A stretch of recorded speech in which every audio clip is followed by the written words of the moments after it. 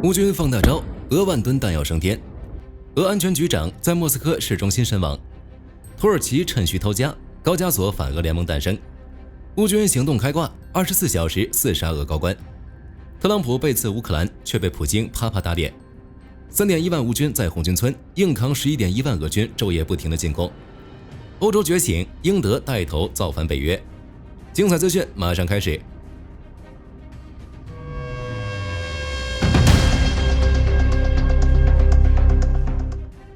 乌军放大招，在顿涅茨克为俄军送上了夏日限定的超豪华烟花庆典。据乌克兰安全局通报显示，7月3日深夜，乌军向顿涅茨克的哈尔奇斯克发射了无人机加导弹空袭，目标则是当地俄军最大的弹药库。当乌军无人机成功分散俄军防空火力后，乌军自主研发的雷霆2弹道导弹呼啸而至，紧接着连续不断的讯爆将整个弹药库完全摧毁。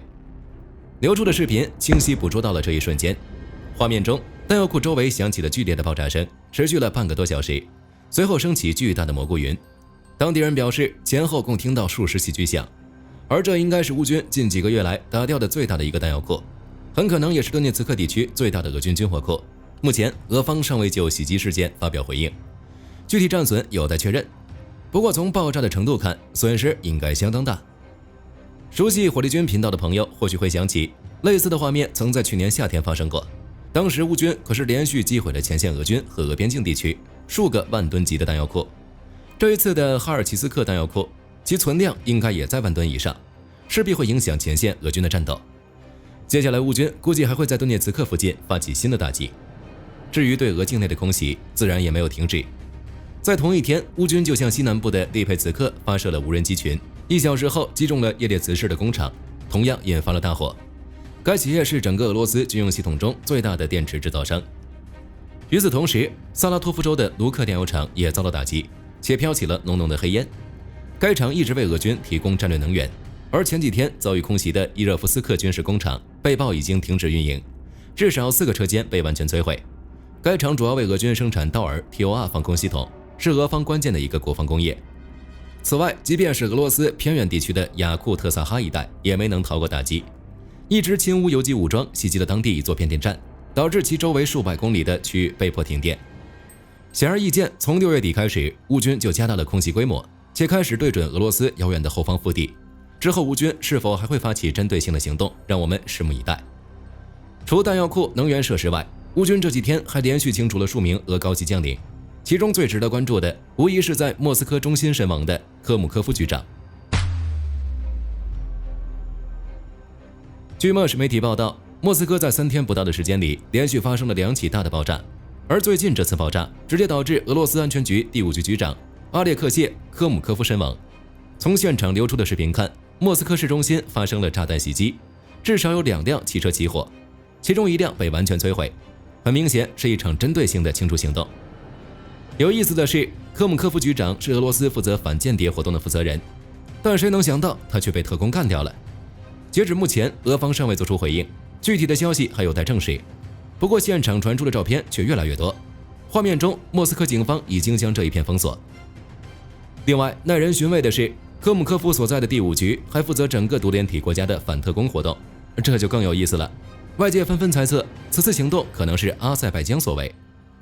至于原因，很简单，莫斯科和这个传统盟友的关系正在快速恶化。除了俄方2024年12月击落阿塞拜疆航班至今未赔偿，以及俄警方在突击行动中造成2名阿塞拜疆公民身亡外，还有一个重要原因，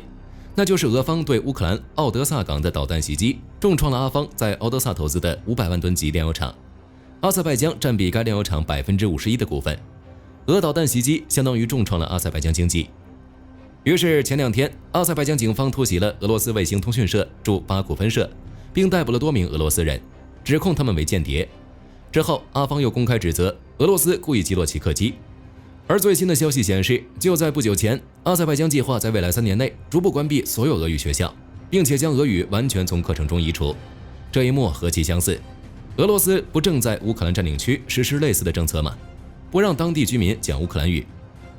对于阿塞拜疆的举动，俄罗斯自然很生气，小弟都敢反抗，我还有什么威信可言啊？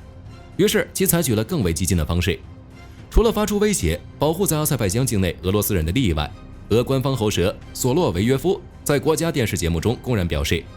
针对阿塞拜疆逐步关闭俄罗斯学校的行为，有必要进行一次特别军事行动。怎么，俄罗斯还想再开辟一处战场吗？你还有这个能力吗？深陷乌克兰战争泥潭不说，叙利亚内战一冲突中吃的苦头还不够你吸取教训的吗？就俄方这种仗着块头大，动辄就对邻居动武的行径，在21世纪的今天也注定行不通。总之，阿塞拜疆和莫斯科正在渐行渐远，而此次科姆科夫局长遇袭身亡，无疑让双方对立愈加升级。阿塞拜疆自然也就没把俄罗斯的威胁当回事儿，铁了心要远离莫斯科，奔向北约，尤其是土耳其而去。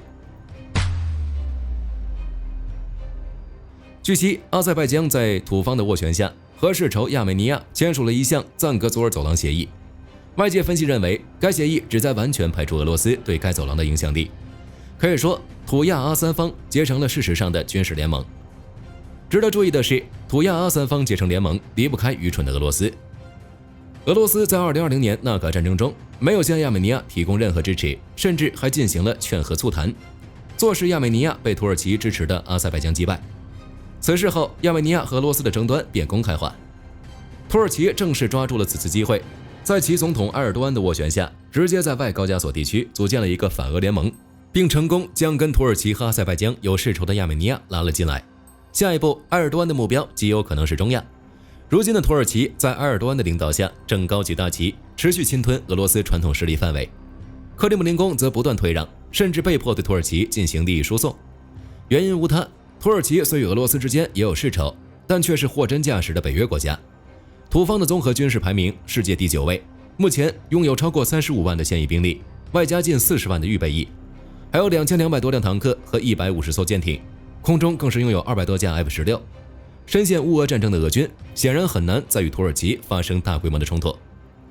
这样的反俄联盟自然是乌克兰愿意看到的。泽连斯基更是在阿俄矛盾激化后，同阿塞拜疆总统阿里耶夫通了电话，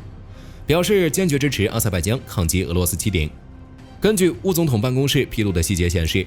阿里耶夫在通话中明确表示，阿塞拜疆将与乌克兰站在一起，并承诺在能源供应和人道主义援助方面向乌克兰提供实质性的支持。值得注意的是，双方还特别提到将重启因战争中断的巴库敖德萨石油管道项目。据悉，若这条管道恢复运营，每天可向乌克兰输送20万桶原油，相当于乌军前线燃油消耗量的40%。如今，乌阿两国关系非常好，阿塞拜疆很可能会继续招募雇佣兵赴乌克兰作战。回到前线战场，我们再来盘一盘新一批被清除的俄军高级将领。首先是之前提到的黑海舰队的司令伊尔达尔·阿赫梅托夫。7月2日，有消息传出被乌克兰特工击毙，不过俄乌双方均未对此作出回应。从目前的公开报道看，黑海舰队的司令应该是谢尔盖·平丘克上将，而阿赫梅托夫本人则是在2023年升任的参谋长。当然，后者也是黑海舰队的副司令，不排除暂时代理了平丘克的职务。其次，据路透社报道，乌军向库尔斯克、克里涅沃发动突袭，至少有4枚导弹击中了俄军第155海军步兵旅总部，导致包括古德科夫在内的10余名俄高级军官阵亡，指挥所被夷为平地。事后，此事在7月3日得到了俄滨海边疆区行政首长科热米亚科的证实。值得注意的是，古德科夫此前一直在库尔斯克地区与乌军作战，并担任臭名昭著的第155独立海军步兵旅长。由于表现突出，该旅被普京亲自授予库尔斯克旅称号，而他本人则被提拔为俄海军副司令，专门负责陆战和岸防部队的管理。但现在仅仅3个月就被乌军清除了。再者，不久前俄第810海军陆战旅的中尉萨尔科夫也在库尔斯克被击毙，这清晰反映了乌军对俄海军的打击程度。尤其是黑海舰队，不仅打击俄军的指挥官，现在好像又盯上了黑海舰队的剩余船只。据悉，乌克兰推出了新款巡航导弹科尔顺2，该导弹是在俄制 K-55导弹基础上进行了升级，它将具备空射、陆基和舰载的多平台发射能力。之后，乌军或将用其袭击黑海舰队剩余的军舰。此外，就在俄海军诸多将领身死时，乌克兰安全局在被暂时占领的卢甘斯克清除了前傀儡师长马诺蒂斯·皮拉沃夫。未经证实的消息称，皮拉沃夫在家中的爆炸中身亡。据悉，皮拉沃夫于2014年加入所谓的卢甘斯克人民共和国，并宣布自己为该市受俄罗斯控制的市长。如今被乌克兰安全局成功清除。综上所述，过去24小时，乌军成功清除了3名俄将军和1名傀儡师长。乌克兰的突然发力似乎是在释放一个信号，即乌克兰有能力击败俄罗斯并赢得胜利，俄罗斯正不可避免的衰弱。通过近期战报，俄军明显加大了对库尔斯克、沃夫昌斯克和利普齐的进攻，而且还尝试在库皮扬斯克方向推进。在这2个方向作战的俄军主要为俄北方集群、第20集团军、圣彼得堡第6集团军以及近卫第1坦克军和库班志愿者营等。而苏梅边境此前被俄军控制的村庄，如今已被乌军收复的差不多了。在近期战斗中，乌军边防部队还抓获了俄军810海军陆战旅苏图洛夫勋章团的一支小队。有意思的是，俄军内部都出现了不承认俄军战果的声音。如据战争研究所报道，一位俄军事博主驳斥了俄军夺取整个尤纳基夫卡的声明，并俄第76空降师只是控制了大部分，但并未完全占领。此外，据乌克兰边防局发言人德姆琴科7月3日报告显示，俄军在苏梅地区的打击主要以制导炸弹和非制导导弹为主，进攻集中在霍廷赫罗马达和尤纳基夫卡赫罗马达附近。在卢甘斯克方向，俄军在米洛维卢比夫卡、斯捷波瓦和皮亚诺等地发起了多次进攻，但没有突破。尽管俄方宣称俄军已完全占领了卢甘斯克，但遭到了乌总参谋部的驳斥。从战役地图上看，卢甘斯克至少还有120平方公里被乌军控制。只是让火力军好奇的是，完全占领卢甘斯克是不是俄罗斯提前知道消息而做出的预告？因为俄方这边刚宣布美国就暂停了军援。另外还有一个很有意思的点是，特朗普觉得自己都停了对乌援助，普京你是不是该给我面子停火了？结果据战争研究所报道，7月3日，普京在与特朗普通话时直接拒绝了特朗普关于乌克兰迅速和平的呼吁，啪啪打脸。其助理尤里乌沙科夫称，俄罗斯将继续努力通过谈判结束战争，并重申俄罗斯将实现其目标，消除导致战争的根本原因。简单的说就是，俄罗斯将按照自己的方式继续和结束战争。托列茨克一线，俄军利用火炮与无人机配合小摩托向前推进，对乌军防线持续施加压力。战役地图显示，俄军正在西北方向的波尔塔夫卡和亚布鲁尼夫卡有小幅度推进，而在红军村，俄军集中火力猛攻城郊防线，也就是乌军红军村5道防线的第1道，只是并未获得突破。而且据战争研究所报道，乌军第79空降旅第3突击营还在东北方向的米洛留比夫卡实现了小范围反推。当然，该方向战况仍然非常凶险，毕竟乌军只有 3.1 万人，却要承受 11.1 万俄军昼夜不停的进攻。战场之外，对特朗普政府单方面停止对乌武器供应之后，又在美国多名议员干预下，狡辩称并未停止对乌克兰的武器援助。火力军已经不想做过多点评，看看就知道，这些武器弹药原本是拜登政府签署命令免费援乌的，而且是在波兰热舒夫运往乌克兰的途中被叫停。在叫停后，美国第一时间居然没有通知北约盟友，而是首先通知了克里姆林宫。除了切断对乌克兰武器供应外，特朗普政府还将俄罗斯国防产品公司以及多家俄罗斯银行从美国制裁中移除，此举能帮助俄军工企业获得难以得到的关键零部件。毫不客气地说，特朗普是俄罗斯至今不愿和谈的最重要底气。但阿尔普忽略了一点，以乌克兰目前的军工能力与欧洲的强援，即便没有美国援助，乌克兰一样能取得这场战争胜利，只不过过程曲折一些而已。7月3日，欧盟主席冯德莱恩在丹麦担任欧盟主席国之际，于哥本哈根举行的新闻发布会上表示，美国暂停援助是在向欧盟发出一个消息，即欧盟需要加大对乌克兰的支持。冯德莱恩表示，我们要加强欧洲的防御能力，不仅在欧盟层面，而且在整个欧洲大陆层面。且就他个人而言，建议使用安全有效的1500亿欧元，让成员国用这笔钱购买军事装备送给乌克兰，或者投资于高效的乌克兰国防工业。看得出来，欧盟准备通过增加自身国防投资，从美国购买武器转让给乌克兰，或投资乌克兰的国防工业，同时加大对俄罗斯的制裁。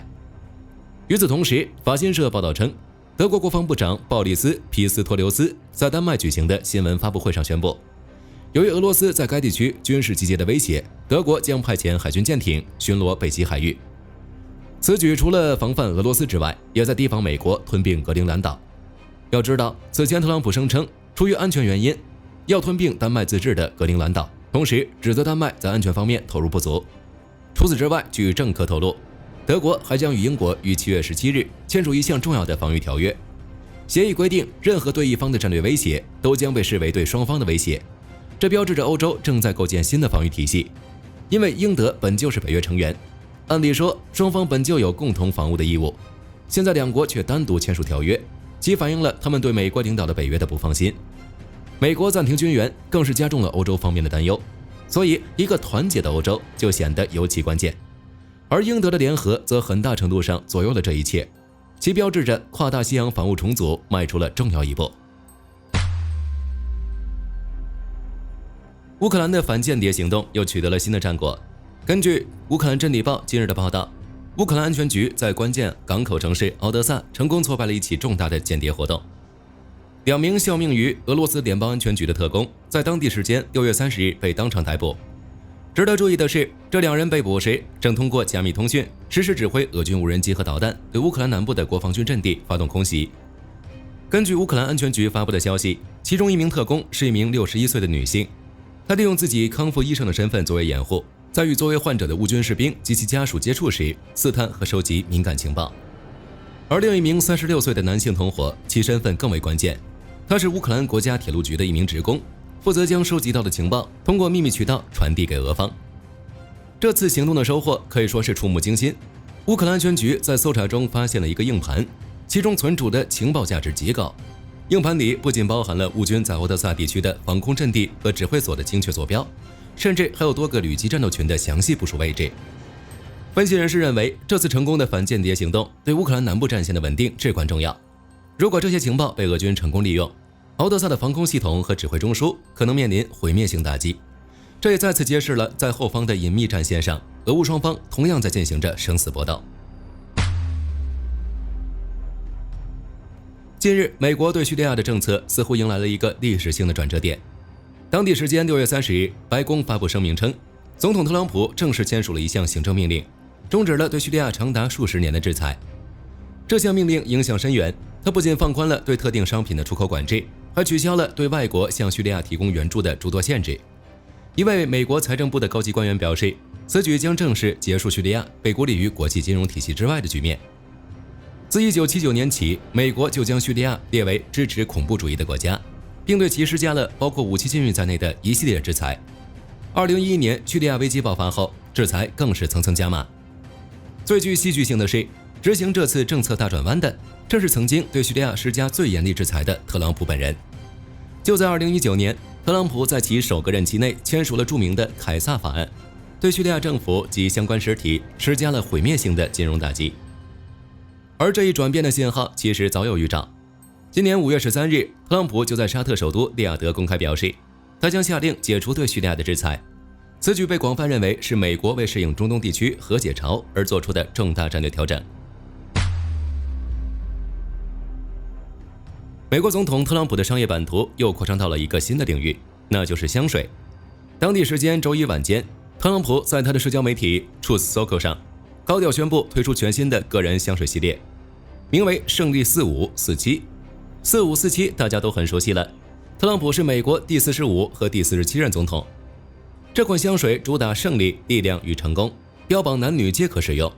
单瓶售价更是高达249美元，包装上还带有一座非常吸睛的金色雕像。这已经不是特朗普第一次跨界带货了，